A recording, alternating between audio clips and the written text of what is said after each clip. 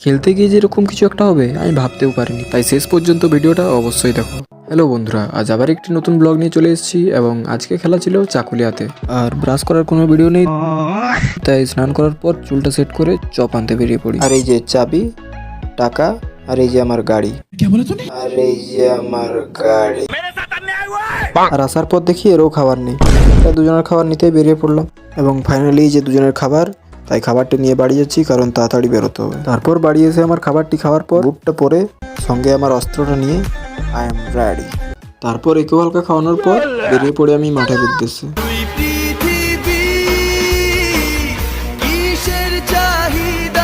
খেলতে যাওয়া। একটু গান করতেই দেখো আমি ঝাড়খণ্ডে ঢুকে যাই। তারপর আমি আর ভয়ে গানই করি না, কারণ যদি আবার ঝাড়খণ্ড পেরিয়ে যাই। আর ইতিমধ্যেই দেখো আমি মাঠে পৌঁছে যাই। তারপর মাঠে এসে চুলগুলো হালকা ঠিক করছিলাম। তারপর এদিকে দেখি বড় বড় প্লেয়াররা তো সব আগে থেকেই এসে গেছে। মারবি নি বুঝলি তো, সিঙ্গেল খেলে দিবি। আর এই যে দেখছো আমাদের টিমের স্টার অলরাউন্ডার অনির্বাণ।